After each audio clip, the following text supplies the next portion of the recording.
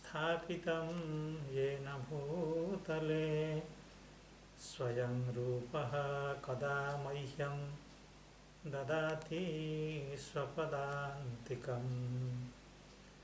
वन्देऽहं श्रीगुरो श्रीयुतपदकमलं श्रीगुरून् वैष्णवांश्च श्रीरूपं साग्रजातं सहगणरघुनाथान्वितं तं सजीवम् साद्वैतं सावधूतं परिजनसहितं कृष्णचैतन्यदेवम्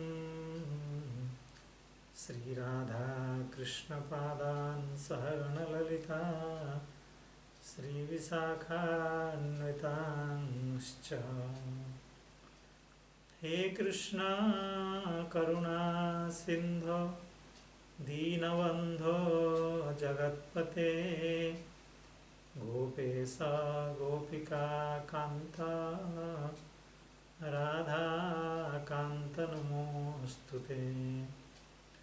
तप्तकाञ्चन गौराङ्गी राधे वृन्दावनेश्वरी वृषभानुसुते देवी प्रणमामि हरिप्रिये। नमो महावदान्याय कृष्णप्रेमप्रदायते कृष्णाय कृष्णचैतन्य नाम्ने गौरत्विषे नमः। वाञ्छाकल्पतरुभ्यश्च कृपासिन्धोभ्य एव च पतितानां पावनेभ्यो वैष्णवेभ्यो नमो नमः। जय श्री कृष्ण चैतन्य प्रभो नित्यानंद श्री अद्वैत गदाधर श्रीवासादि गौरभक्तवृंद। हरे कृष्ण कृष्ण कृष्ण हरे हरे हरे राम राम राम हरे हरे। नमो ओं विष्णुपादाय कृष्णप्रेष्ठाय भूतले श्रीमते भक्तिवेदांत स्वामिन्निति नामिने। नमः सारस्वते देवे गौरवाणी प्रचारिणे निर्विशेष शून्यवादी पाश्चात्य देशतारिणे। यं प्रव्रजन्तमनुपेतमपेतकृत्यं द्वैपायनो विरहकातर आजुहाव पुत्रेति तन्मयतया तरभूभिनेदु स्तं सर्वभूतहृदयं मुनिमानतोऽस्मि। नारायणं नमस्कृत्य नरं चैव नरोत्तमं देवीं सरस्वतीं व्यासं ततो जयमुदीरये। नष्टप्रायेषु भद्रेषु नित्यं भागवत सेवया भगवत्युत्तमश्लोके भक्तिर्भवति नैष्ठिकी। मूकं करोति वाचालं पंगुं लंघयते गिरिं यत्कृपातमहं वन्दे परमानन्दमाधवम्। सायंकालीन इस समावेश में उपस्थित समस्त संतजनों, वैष्णवजनों, भक्तजनों, विद्वज्जनों, गुणीजनों, गुरुजनों, श्रीमद् भागवत कथा रस पिपासु रसिक जनों के चरणों में पुनः पुनः कृतज्ञता के साथ विनीत प्रणाम निवेदित करता हूँ। हम सबके प्रिय आचार्य श्रीपाद हरिकृष्ण प्रभु जी एवं समस्त भक्तों के निरामय एवं भगवान के चरणारविंद में भक्ति प्राप्त करने की प्रार्थना हम सब करते हैं। जैसे कि हमारे प्रिय मित्र श्री प्रभाकर जी ने बताया, कल जिस पद्य का पाठ हुआ था उसका आपने उच्चारण किया और उसका सामान्य अर्थ एवं व्याख्या में जो बातें हैं उनमें से कुछ बातों का आपने उल्लेख किया। तो प्रभाकर जी को आप सबकी ओर से, अपनी ओर से मैं कृतज्ञता एवं धन्यवाद ज्ञापित करना चाहता हूँ। तो गोपियों का यह गीत है, भगवान से प्रार्थना है, श्री श्याम सुंदर से अपने कांत से प्रार्थना है। तो भगवान से गोपियाँ कह रही हैं, हम आपकी विधि करी हैं, आपके विधि यानी आपका जो आदेश है, आपकी जो आज्ञा है, आपका जो निर्देश है, उसका हम सब परिपालन करने वाली हैं। और आपके विरह में हमारा जीवित रहना असंभव हो रहा है। आपकी विरह व्यथा, विरह के कारण हमारे हृदय में जो व्यथा है वो उत्तर बढ़ रही है। इसलिए आप प्रकट होइए एवं आप अपने अधर सीधुना, आप अपने अधरामृत से हमारा यह जो प्राण निकलने वाला है उसको आप जीवित कीजिए, हमें प्राण प्रदान कीजिए। तो उसके बाद गोपियाँ कह रही हैं, तव कथामृतं तप्त जीवनं कविभिरीडितं कल्मषापहं श्रवणमङ्गलं श्रीमदाततं भुवि गृह्णन्ति ते भूरिदा जना।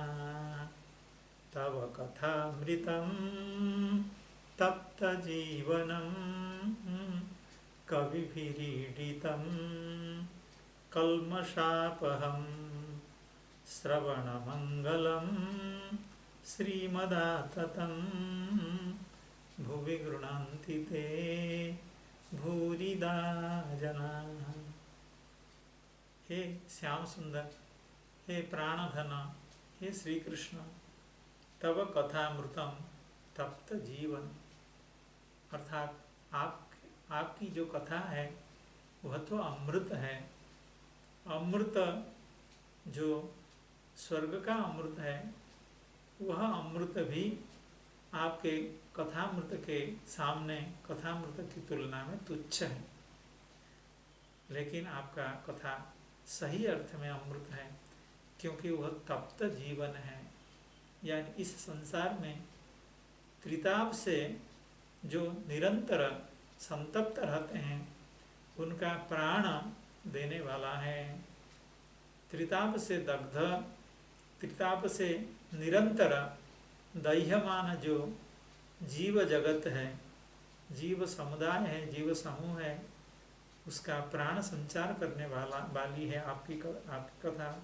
आपका कथामृत उनमें भी प्राण का संचार करने वाला है। कविभिरीडितम, आपका कथामृत कवियों के द्वारा ईडित है। यानी जो ब्रह्मरुद्रादि सनक सनंदनादि जो परम भागवत हैं, परम महात्मा है, उनके द्वारा भी आपकी कथा ईडित है, यानी कीर्तित है, कथा का कीर्तन किया गया है। और वह आपकी कथा जो है, आपकी जो कथामृत है वो कल्मषाप, संसार के कल्मष को, संसार के पाप ताप को विनष्ट करने वाला है।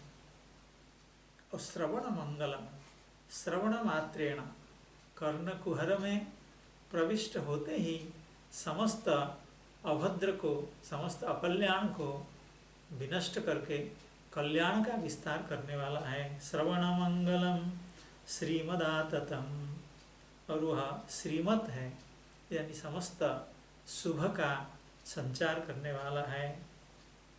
और यह कथा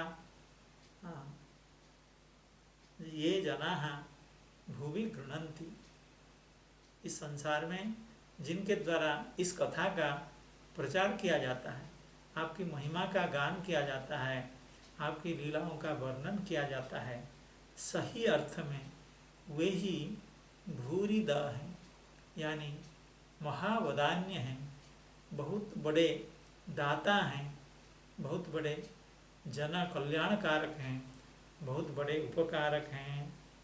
आपकी कथा का दान करने वाले इस संसार में भूरिद हैं, यानी बहुत बड़े दाता हैं, बहुत बड़े उदार हैं, बहुत बड़े करुणापरायण हैं, बहुत बड़े वदान्य हैं।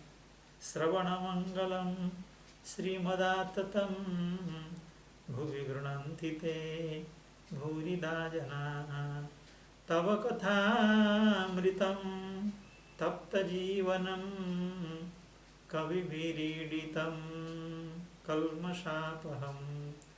श्रवणमंगलम श्रीमदाततं भुवि गृह्णन्ति ते भूरिदा जनाः। ये तो सामान्य अर्थ हुआ। यह प्रसिद्ध पद्य है, इसको ये भक्त जनों के गले का हार है। इसको सभी भक्त लोग बड़े प्रेम से भगवान की इन गीतों का गान करते हैं, और विशेष करके उसमें इस श्लोक का बहुत ही महत्व है। तो इस पर श्रीधर स्वामीपाद कह रहे हैं, किंच अस्माकं त्वद्विरहे प्राप्तमेव मरणम। हे श्याम सुंदर, आपने हमें हमारा त्याग किया है, हमें छोड़ करके आप अन्यत्र चले गए हैं, आप हमें दर्शन नहीं दे रहे हैं। आपका विरह त्वद्विरहे प्राप्तमेव मरणम, हमारा मरण तो सन्निहित है, अति निकट है।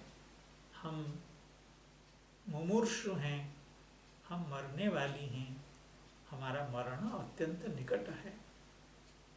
अस्माकं त्वद् विरहे प्राप्तमेव मरणम, किंतु त्वत्कथामृतं पाययद्भिः सुकृतिभिः वंचितम् इति आहुः तव कथामृतम। तो श्रीधर स्वामीपाद इस पद्य की भूमिका में लिख रहे हैं, त्वत्कथामृतं पाययद्भिः, आपकी कथाओं का, आपकी लीलाओं का पान कराने वाले जो सुकृति हैं, यानी अत्यंत पुण्यात्मा हैं, अत्यंत पुण्यवान व्यक्ति हैं, आपकी कथा का जो पान कराने वाले हैं। पाययद्भिः सुकृतिभिः वंचितम। अब यह जो वंचितम है, इसका अन्वय थोड़ा सा टेढ़ा लग रहा है। एक बार और सेंटेंस उस वाक्य को पढ़ देते हैं। अस्माकं त्वद्विरहे प्राप्तमेव मरणम, आपके विरह में हमारा मरण तो सामने ही है, उपस्थित है। किंतु त्वत्कथामृतं पाययद्भिः सुकृतिभिः वंचितम, लेकिन आपकी कथा को पान कराने वाले जो सुकृति हैं, यानी जो पुण्यात्मा हैं, जो महात्मा गण हैं, उनके द्वारा वंचित है। अब क्या वंचित है, इसकी व्याख्या में जो बंशीधर शर्मा जी हैं वो कह रहे हैं, विश्वमिति शेषः, अर्थात विश्वम वंचितम।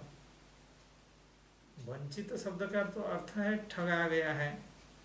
तो सुकृति भी पाययद्भिः, आपके कथामृत को पान कराने वाले जो सुकृति हैं, उनके द्वारा यह विश्व वंचित है।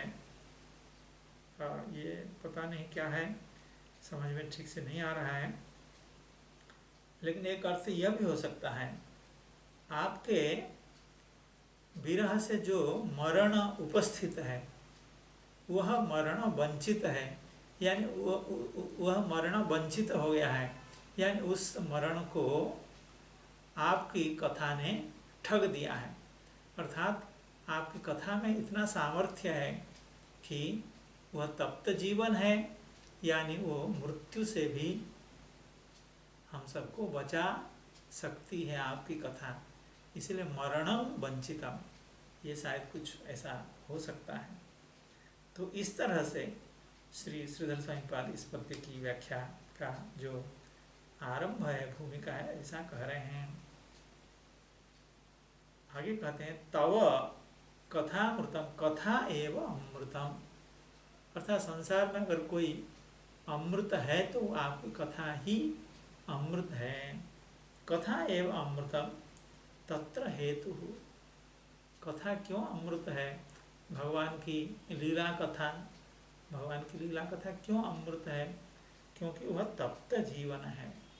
तप्त जीवन शब्द का अर्थ है कि संसार में जो व्यक्ति, जो प्राणी त्रिताप से ग्रस्त हैं, एकांततः ग्रस्त हैं, उनका प्राण प्रदाता है, उनको संसार में जीवन प्रदान करने वाला है। भगवान की कथा न हो तो फिर मनुष्य विषय में और आसक्त होते हुए उसकी बड़ी ही दुर्गति हो जाएगी। भगवान की कथा है, भक्ति है, रामायण जी हैं, महाभारत हैं, श्रीमद् भागवत हैं, ऐसे दिव्य अपूर्व ग्रंथ हैं, उनका श्रवण करके, भगवान की लीला कथाओं का आस्वाद करके जीव थोड़ा सा सहूलियत प्राप्त करता है। नहीं तो संसार में सारा दिन तो काम में लगा रहता है, पर उसके बाद भी जब घर आया, या अगर भगवान की कथा ना हो, अगर ऐसे दिव्य ग्रंथ ना हो, सत्संग न हो, सत्चर्चा न हो, तो फिर किसकी चर्चा हो? फिर वही विषय की चर्चा, संसार की चर्चा, तो और मर जाएगा। ऐसे ही विषय प्रति आसक्त होते हुए, आसक्त होने के कारण उसका मरण लगभग हो चुका है। लेकिन आपकी कथा रूपी जो अमृत है, जो औषधि जैसे काम करता है, वह अगर ना हो तो फिर उसकी दुर्गति हो जाएगी। इसलिए आपका जो कथामृत है वो तप्त जीवन है, यानी अत्यंत त्रिताप से जो संतप्त हैं उनको प्राण प्रदान करने वाला है। और कहते हैं कि अमृत के नाम से जो पदार्थ संसार में प्रसिद्ध है, स्वर्ग में अमृत है, समुद्र मंथन के द्वारा भगवान ने देवताओं को जिसकी प्राप्ति कराई थी, वह जो अमृत है, वह अमृत तो आपकी कथा, आपका कथामृत की तुलना में तुच्छ है। प्रसिद्ध अमृतात् उत्कर्षम आहु, अर्थात इस संसार में अमृत के नाम से जो पदार्थ प्रसिद्ध है, उससे बढ़ करके आपकी कथामृत का उत्कर्ष है। आपकी कथामृत का जो महात्म्य है वह प्रसिद्ध अमृत से कहीं अधिक उसका महात्म्य है। प्रसिद्धामृतात् उत्कर्षम आहुः, क्यों? कविभिरीडितम, कवियों के द्वारा, अर्थात ब्रह्म शंकर आदि के द्वारा, सनक सनंदन आदि के द्वारा ब्रह्मविद्भिः अपि ईडितम, अर्थात जो ब्रह्मविद भी हैं, जो ब्रह्मविद हैं, यानी जो ब्रह्मज्ञ हैं, जो आत्मारामगण हैं, वे भी आपकी कथा का कीर्तन करते हैं, आपकी भक्ति करते हैं। तो प्रसिद्ध अमृतात् उत्कर्षम आहुः कविभिः ब्रह्मविद्भिः अपि ईडितम, ईडितम यानी स्तुतम। देवभोग्यम अमृतम तेहि तुच्छीकृतम, लेकिन जो ब्रह्मविद हैं, अर्थात जो ब्रह्मनिष्ठ हैं, जो आत्मारामगण हैं, उनके द्वारा स्वर्ग के अमृत की स्तुति नहीं की जाती है, स्वर्गीय अमृत का आदर नहीं किया जाता है। अर्थात जो ब्रह्मविद हैं, जो ब्रह्मनिष्ठ हैं, जो आत्माराम हैं, वे स्वर्ग के अमृत को प्राप्त करने का प्रयास नहीं करते। लेकिन आपकी कथारस में निरंतर सराबोर रहते हैं, आपकी कथारस का श्रवण करना, आस्वादन करना चाहते हैं, उसका मौका मिलने पर उसका परिवेषण भी करना चाहते हैं, उसमें वे अपने को निमज्जित रखना चाहते हैं, लेकिन अमृत का आदर वे नहीं कर पाते हैं। इसलिए स्वर्गीय अमृत से भी बढ़कर के उत्कर्ष आपकी कथा अमृत का है। ब्रह्मविद्भिरपि ईडितं स्तुतं देव भोग्यम अमृतम तैहि तुच्छीकृतम, कवि भी तुच्छीकृतम न्यूनीकृतम न्यकृतम किंच कल्मषापह, अर्थात आपका जो कथामृत है वो कल्मषापह है। कल्मषापह क्या चीज है? न काम कर्म निरसनम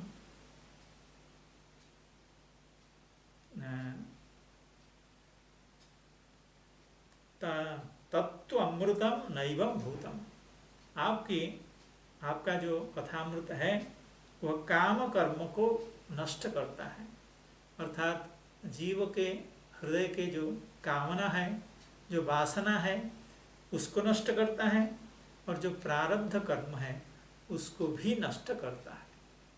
भगवान के यह जो भक्ति है, क्योंकि कथामृत या तो श्रवण भक्ति है या कीर्तन भक्ति, तो भगवान की भक्ति में यह सामर्थ्य है कि हृदय में जो काम जटा है उसको उखाड़ फेंकता है। शृण्वतां स्वकथां कृष्णः पुण्यश्रवण कीर्तनः हृद्यन्तस्थो ह्यभद्राणि विधुनोति सुहृत्सता।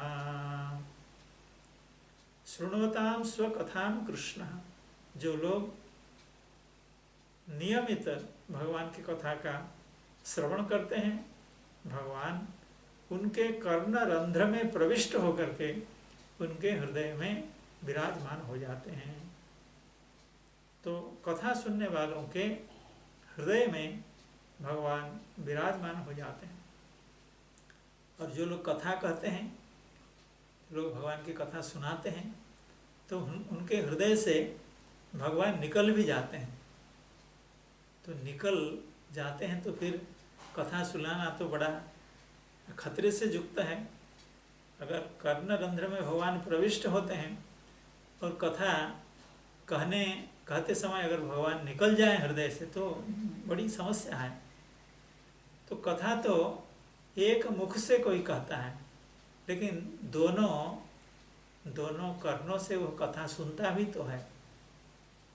तो इसलिए कथा कहने वालों को बहुत ही लाभ है कि वे दूसरों को भगवान की प्राप्ति कराने की बात करते हैं, भगवान की लीला का निरूपण करते हैं दूसरों के लिए, और उसका खुद भी आस्वाद करते हैं।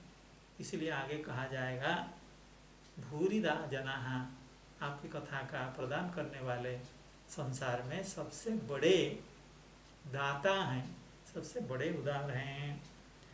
और कल्मषापहम यानी श्रवण रंध्र से जब आपकी कथा हृदय में प्रविष्ट होती है तो हृदयंतस्थो ह्यभद्राणि, कथा के रूप में, कथा के माध्यम से आप प्रविष्ट होकर के उनके हृदय कमल में विराजमान हो जाते हैं।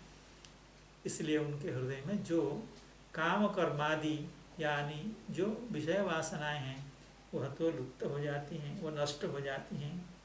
काम कर्म निरसनम तत्व अमृतम नैवम भूतम, लेकिन स्वर्ग का अमृत में यह सामर्थ्य नहीं है कि कितना भी अमृत पान कर दिया जाए उससे किसी की वासना समाप्त हो गई हो, दुर्वासना समाप्त हो गई हो, ऐसा उदाहरण कहीं भी नहीं है। देवता लोग हमेशा, उसमें मुखिया तो देवराज इंद्र हैं, हमेशा डरते रहते हैं कि हमारी पदवी, हमारी इंद्र पदवी कहीं चली न जाए। तो काम वासना यानी हृदय में जो इंद्र पद की वासना वह तो समाप्त नहीं होती है। वे तो सुधा का पान करते हैं, स्वर्गीय अमृत का पान करते हैं, लेकिन ऐसा कोई भी दृष्टांत संसार में नहीं है कि स्वर्गीय अमृत का पान करने के कारण जिसके हृदय से काम कर्म यानी वासनाएं समाप्त हो गई हों, ऐसा कोई उदाहरण नहीं है। काम कर्म निरसनम तत्व अमृतम नैवम नैवम भूतम किंच श्रवण मंगलम। काम कर्म का तो विनाशक है, यानी कल्मश का अपहरण करने वाला है। उसके साथ आपकी कथा श्रवण मंगलम, श्रवण मंगलम, श्रवण मात्रेण मंगलप्रदम। केवल भगवान की कथा अगर सुन ली जाए तो उससे जीव का परम कल्याण होता है। कुछ लोग ऐसा कहते हैं संत जन कि भगवान की कथा इस संसार समुद्र से पार जाने के लिए बहुत बड़ी नौका है, जहाज है कथा। और कोई व्यक्ति अगर इस कथा रूपी जहाज पर, नौका पर विराजमान हो जाए तो वो अनायास संसार समुद्र को पार हो जाएगा। और ये आगे भी कहते हैं कि जैसे कोई नौका में या जहाज में अगर सो भी गया हो तो वो समुद्र को पार तो हो ही जाता है। यानी भगवान की कथा को जो थोड़ा सा इतनी निष्ठा नहीं भी हो, थोड़ा सा हल्केपन से भी भगवान की कथा सुनते हों, इतनी गंभीरता के साथ नहीं भी सुनते हों, लेकिन नियमित अगर सुनते हों कथा, भगवान की कथा का श्रवण करते हों, तो उनको पता भी नहीं चलेगा कि वो संसार समुद्र से संसार समुद्र को कब पार कर गए हैं। जैसे जहाज में सोया हुआ व्यक्ति, उसको अगर ज़्यादा नींद आ गई तो पता भी नहीं चलता है, को दूसरे पार पे पहुंच जाता है। तो श्रवण मंगलम, भगवान की कथा का श्रवण मात्र से ही जीव का मंगल हो जाता है। तत्तु अनुष्ठानापेक्षम, और जो स्वर्गीय अमृत है, कथामृत का श्रवण मात्रेण कल्याण होता है, स्वर्गीय अमृत का श्रवण मात्रेण कल्याण नहीं होता। 1000 बार भी अमृत अमृत शब्द का उच्चारण किया जाए तो उससे जीव का कल्याण नहीं होता।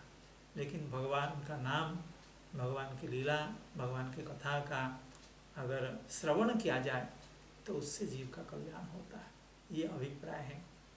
तो तत्व अनुष्ठानापेक्षम, अर्थात स्वर्गीय अमृत से लाभ प्राप्त करने के लिए स्वर्गीय अमृत का आस्वादन करना पड़ेगा, उसको गले के नीचे उतारना पड़ेगा, उसको खाना पड़ेगा, उसका पान करना पड़ेगा, तभी जाकर के स्वर्गीय अमृत का लाभ जीव को प्राप्त हो सकता है, मिल सकता है। लेकिन भगवान की कथा तो श्रवण मात्रेण जीव का परम कल्याण करने वाला है। तत्व अनुष्ठानापेक्षम, अनुष्ठानापेक्षम, इसकी व्याख्या में वंशीधर स्वामी जी ने कहा कि सेवनापेक्षम, यानी उस स्वर्गीय अमृत का सेवन करने की आवश्यकता है अगर उससे लाभ लेना हो तो। किंच श्रीमदाततम, यानी श्रीमत, यानी सुशांतम, अर्थात यह जो आपकी कथा है, आपका जो कथामृत है, अत्यंत चित्त को शांत करने वाला है। भगवान की कथा श्रवण करने वाले या भगवान की भक्ति करने वाले, भगवान की कथा कहने वाले बड़े ही सरल होते हैं, बड़े ही स्वच्छ हृदय के होते हैं। उनके चित्त में कामना वासना कम हो जाती है और धीरे धीरे ऐसे समय आता है भगवान की कृपा से हृदय की वासनाएं नष्ट भी हो जाती हैं। इसलिए उनके चित्त में चित्त का जो चांचल्य है, जो चंचलता है, वो नष्ट हो जाती है, उनका चित्त शांत हो जाता है। भगवान की कथा का यह महात्म्य है। इसका नियमतः श्रवण करने से चित्त शांत होता है। आप लोगों को भी अनुभव है और ऐसा होता है, भक्तजनों को ऐसा अनुभव है। भगवान की कथा का श्रवण करने से चित्त बड़ा पवित्र हो जाता है और चित्त कामना वासना से धीरे धीरे मुक्त हो जाता है। कामना वासनाएं ज़्यादा उसके हृदय में उपद्रव उत्पन्न नहीं कर सकती हैं। इसलिए आपकी कथा जो है सुशांत है, यानी शांति सम को प्रदान करने वाला है। तत्व मादकम, स्वर्गीय अमृत क्या है, उसका पान करने से मनुष्य के चित्त में और मादकता उत्पन्न हो जाती है, यानी रजोगुण का बढ़ जाता है, उत्साह बढ़ जाता है, बहुत बड़े बड़े कर्म करने का उत्साह हो जाता है। देवता लोग असुरों के साथ लड़ाई करते हैं, तो असुरों के साथ लड़ाई करना और जयलाभ करना ये कोई सामान्य बात नहीं है। उतना उत्साह हो तभी संभव है, तो यह इतना उत्साह उनको कहाँ से प्राप्त होता है। तो स्वर्गीय अमृत में यह गुण है कि वह मादकता उत्पन्न करता है। लेकिन भगवान के कथामृत का स्वभाव है शांति को उत्पन्न करता है, यानी अत्यंत शीतलता प्रदान करता है। अर्थात जलता हुआ विषय वासना से निरंतर जलता हुआ जो हृदय है उसमें उस अग्नि को निर्वापण करता है, उस अग्नि को बुझाता है एवं चित्त की शांति को प्रदान करता है। एवं भूतम त्वत्कथामृतम आततम यथा भवति तथा भुवि ये गृह्णन्ति। श्रीमत् आततम भुवि ये गृह्णन्ति, अर्थात इस संसार में जो लोग आपकी कथा का गान करते हैं, गृह्णन्ति यानी निरूपण करते हैं। कैसे निरूपण करते हैं? आततम यथा भवति तथा, अर्थात आपकी कथा विस्तृत हो, यानी आपकी कथा सबको पहुँचे। कथा कहने वाले व्यक्ति के चित्त में यह लोभ रहता है कि इस कथा को और लोग श्रवण करें। जैसे कोई सर्कस में या सिनेमा में टिकट होता है कि उसमें जो पैसा देता हो उसको सिनेमा का दर्शन हो या लेकिन भगवान की कथा के साथ ऐसी बात नहीं है। भक्त लोग, कथा कहने वाले, कथा का आयोजन करने वाले भी यह चाहते हैं कि इस कथा को अधिकाधिक लोग श्रवण करें। हमारे प्रिय मित्र श्री काली प्रसाद जी निरंतर यतमान रहते हैं, चेष्टित रहते हैं कि इसमें बहुत लोग जुड़ें, उनका नाम, इसका नाम सबको बुलाने का अभिप्राय रहता है, इच्छा रहती है कि और लोग इस कथा का श्रवण करें। लेकिन कथा भी ऐसी है और भगवान के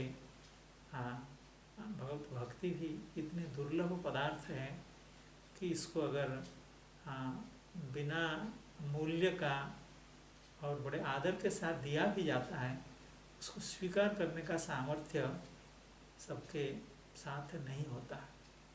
और जो अपदार्थ होता है संसार में, जो अत्यंत निंदित पदार्थ होता है, उसको लोग पैसा देकर के खरीदते हैं, लेकिन भगवान की कथा को स्वीकार करने की क्षमता सबके हृदय में नहीं होती। तो आततम यथा भवति तथा ये गृह्णन्ति, अर्थात जो भक्त, जो कथाकार, जो भगवान की कथा का परिवेषण करने वाला व्यक्ति यह चाहता है कि यह कथा अधिकाधिक लोगों तक पहुँचे, वे संसार में भूरिद है, यानी वह बहुत बड़ा दानी है, वह बहुत बड़ा उदार है, बहुत बड़ा दयालु है, बहुत बड़ा वदान्य व्यक्ति है। आततम यथा भवति तथा भुवि जे गृह्णन्ति, यानी निरूपयन्ति ते जनाः भूरिदाः, यानी बहुदातारः, बहुत कुछ देते हैं वो।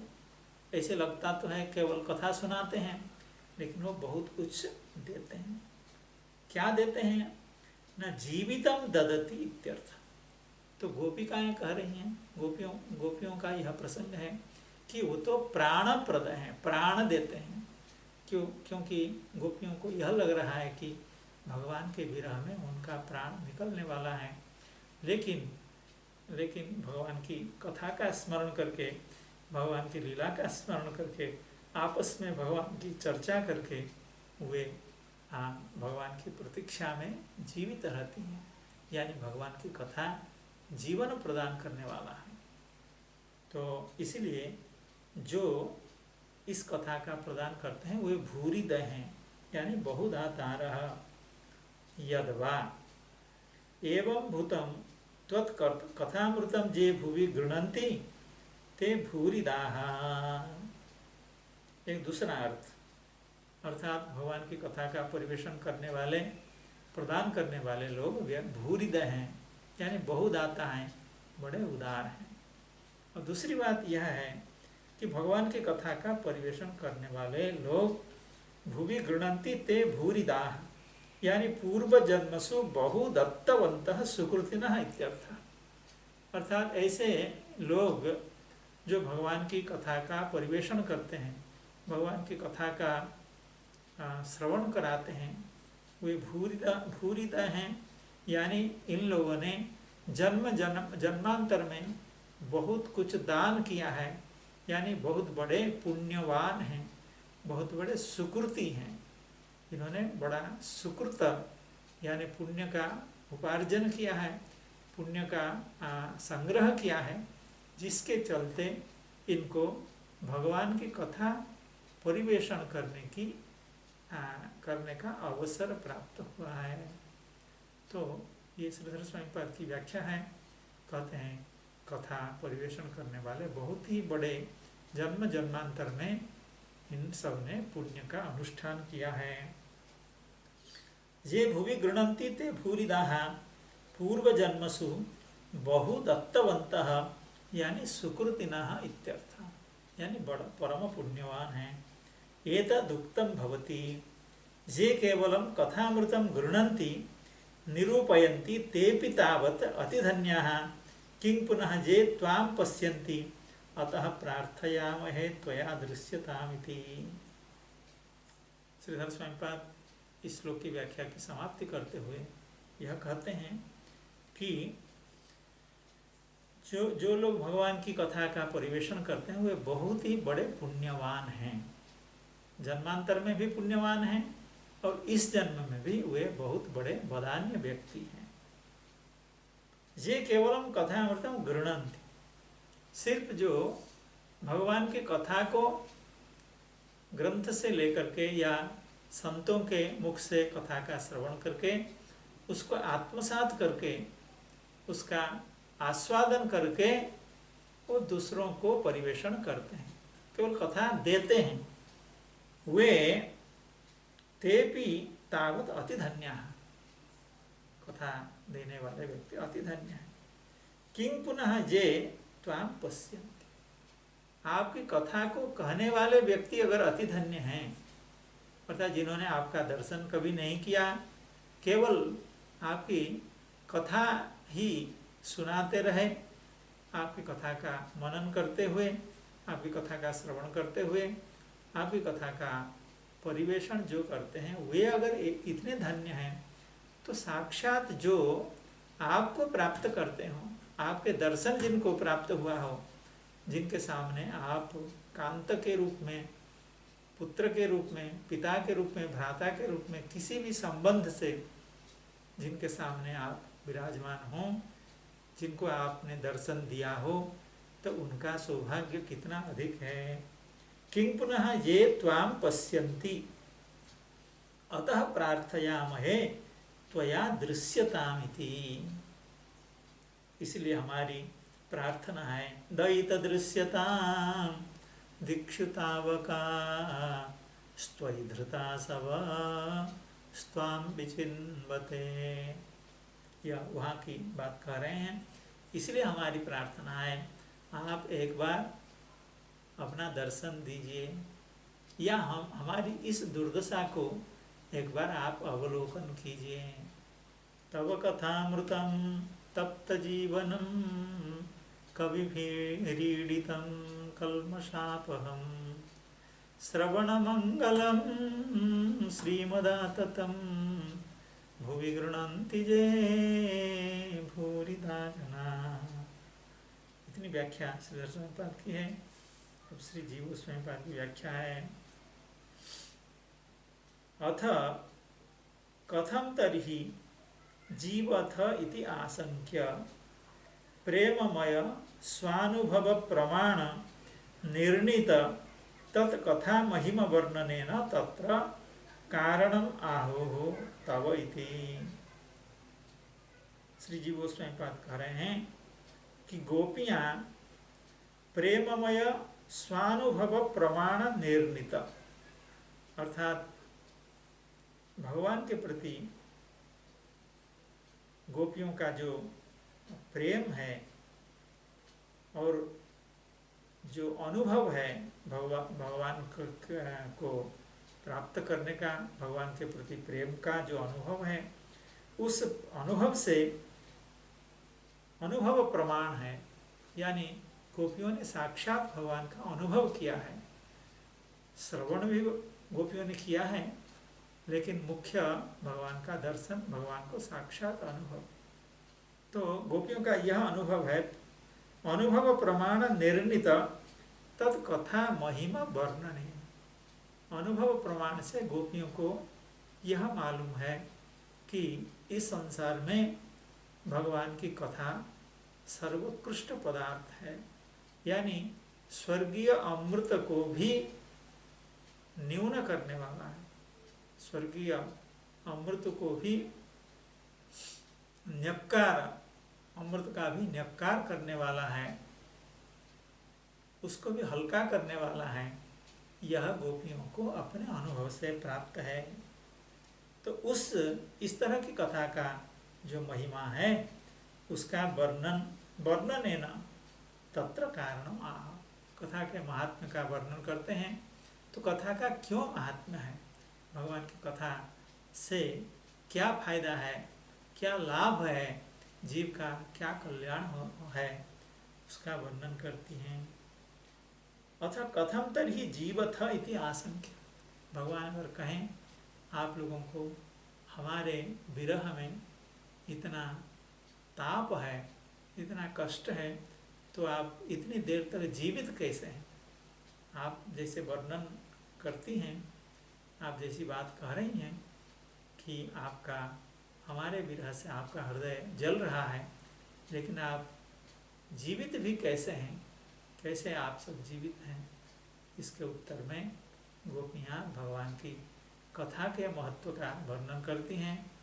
और कथा का महत्व क्या है, तो जिस महत्व का बोध गोपियों को अपने अनुभव प्रमाण से हुआ। गोपियों के खुद का अनुभव है कि भगवान की कथा श्रवण से उनको क्या फायदा हुआ है। तत्र कारणमाहु तव कथामृतम, कथा एव अमृतम।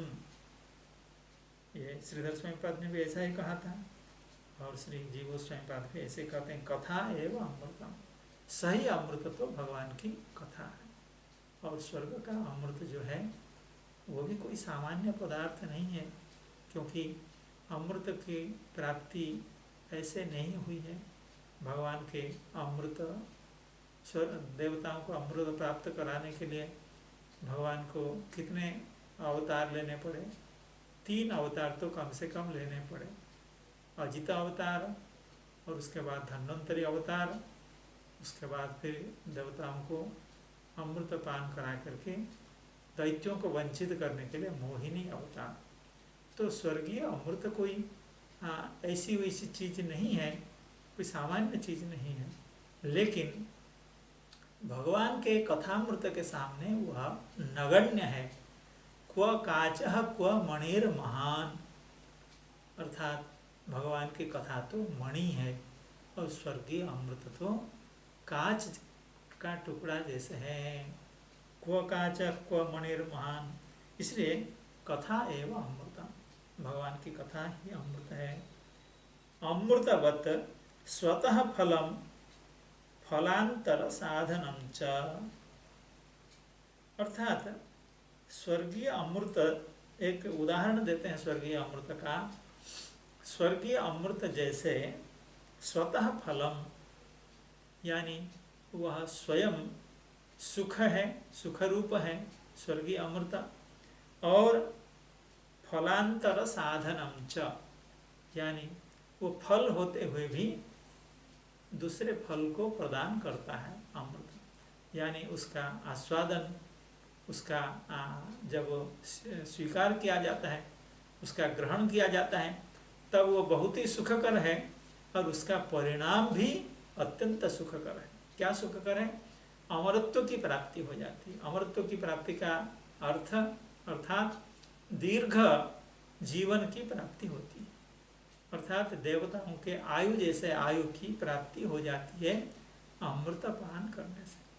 तो उसी तरह से भगवान की जो कथा है, भगवान का जो कथामृत है, वो अपने आप में फल है और वो भगवान के प्रेम को प्रदान करने वाला है, और तप्त जीवन भी है, कल्मषापह भी है, श्रवण मंगल है।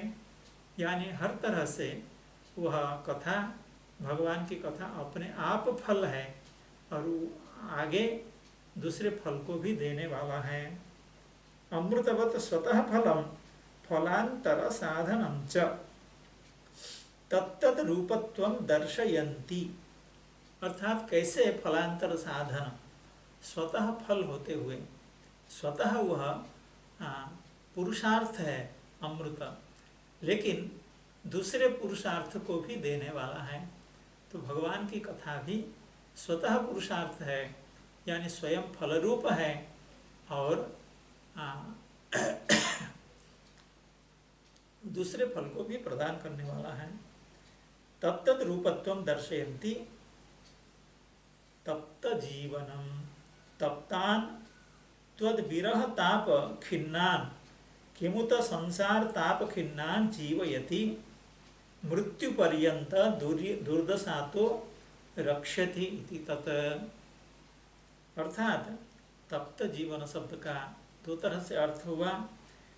त्वद विरह ताप खिन्नान जीवयति, आपके विरह की जो ज्वाला है, आपकी जो विरहाग्नि है, उस विरहाग्नि से जो खिन्न है, यानी जो आसन्न मरण है, उनको भी प्राण प्रदान करने वाला है। और संसार के त्रिताप से जो खिन्न है, आसन्न मरण है या निश्चित मरण है, उनको भी जीवन प्रदान करने वाला है। तो इस तरह से श्री जीव गोस्वामी पाद इसकी व्याख्या आगे भी करेंगे। भगवान की कृपा से, आप सबके संत जनों के आशीर्वाद से हम लोग आगे कथा श्रवण करेंगे।